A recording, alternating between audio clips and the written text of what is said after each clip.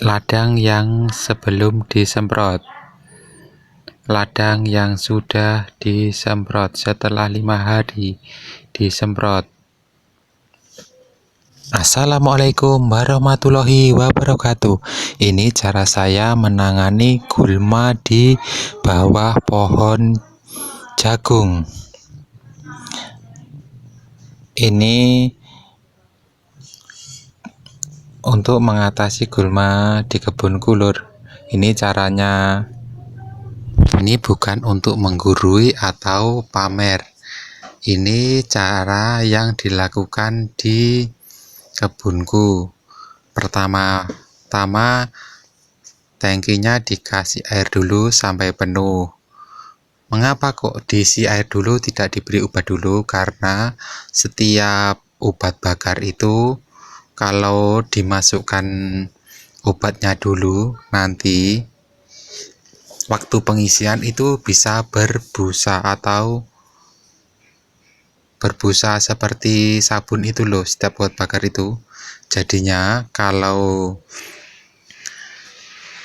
saya waktu pengisian itu didahulukan airnya dulu. Jadinya itu didahulukan airnya dulu. Terus takarannya, kalau obat saya ini kan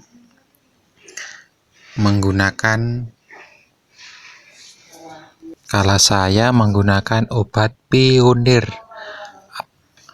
dan biasanya menggunakan obat paratop,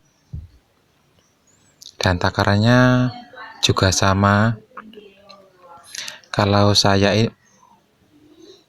kalau menggunakan pionir itu takarannya 150 ml, karena tutupnya itu kan kalau saya takarannya menggunakan tutupnya ini. Setiap tutupnya ini 100 ml, jadi saya kasih satu tutup setengah, jadinya kan 150 ml.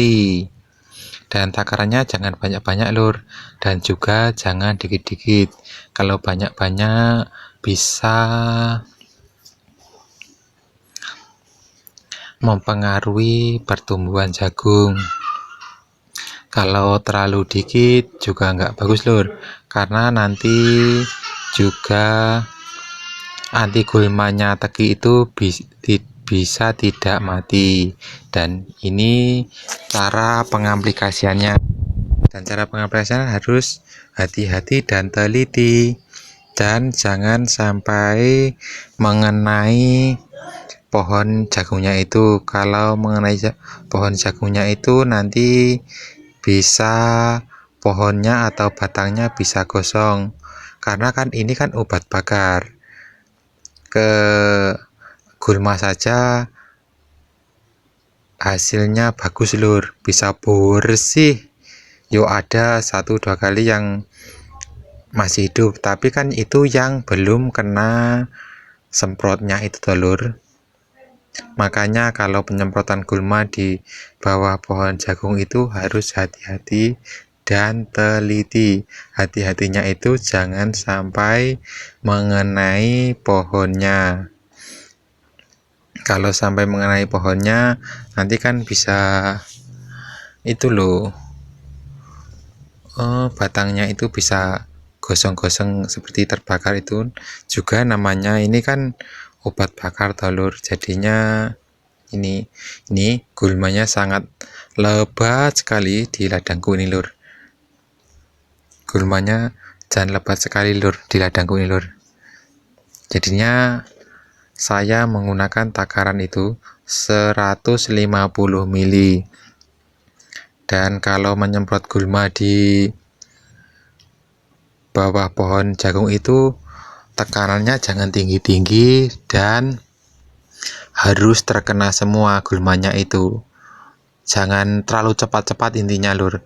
Kalau penyemprotan gulma di pohon jagung itu harus terkena semua. Jangan lek ngarani orang kampung ini syukur kena. Kalau syukur kena itu maksudnya cuma demblok-demblok harus.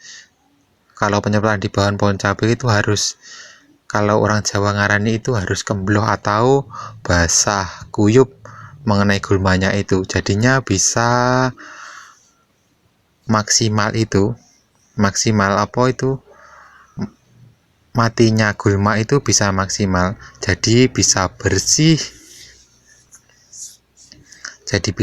sekali. Jadinya penyemprotan di bawah pohon cabai itu harus teliti dan maksimal. Jangan lupa like, comment, and subscribe, tapi komennya yang positif ya lur, biar membangun. Ini cara saya bukan, sekali lagi, saya bukan menggurui atau kemer, tapi ini metode yang dilakukan di ladangku. Jadinya buat yang mau menonton, jangan bilang katanya ada yang bilang menggurui, tidak. Saya bukan menggurui, tapi cuma berbagi pengalaman di ladang lur, karena aktivitas orang kampung ya kayak gini lur, yo kadang di ladang, kadang yo di sawah, kan sama-samanya di ladang. Ini berbagi pengalaman lur. Sekali lagi, ini bukan menggurui atau apa lur, tapi ini cara saya menangani gulma di ladang lur. Ini kalau orang kampung mengatakan ini rumput suketeki dan karetan lur, ini sangat sulit sekali matinya lur. Jadi kalau waktu penyemprotan ini harus terkena semua, karena ini harus basah kuyup. Kenapa telur?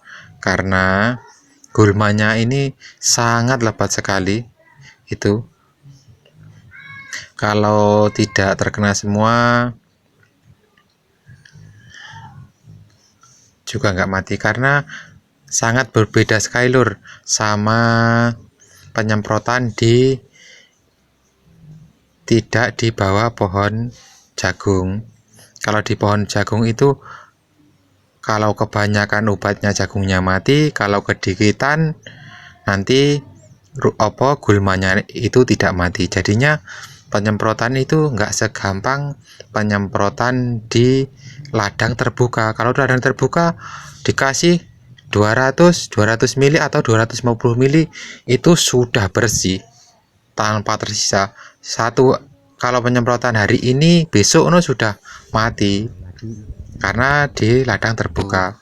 Kalau di ladang tertutup seperti ini sangat sulit, di bawah pohon jagung sangat sulit sekali lur cara penyemprotan di ladangku. Jadinya kayak gini penyemprotannya. Penyemprotan di bawah pohon jagung ini belum ditanamin cabai rawit lur, karena ini kan bulan 8, belum waktunya musim penghujan, jadinya belum semai cabai rawit. Sebenarnya benihnya sudah ada lur, benihnya sudah dikeringkan. Ini sebelum disemprot atau dikompres menggunakan obat pionir. Ini gulmanya tadi ini setelah 1 minggu disemprot atau 5 hari disemprot, ini bersih. Kalau kurang bersih bisa diulangi lagi lur, tapi jangan lupa obatnya itu jangan banyak-banyak. Sekali lagi lur, kalau banyak-banyak nanti bisa menghambat pertumbuhan jagung itu. Kalau terlalu dikit juga nggak baik lur, karena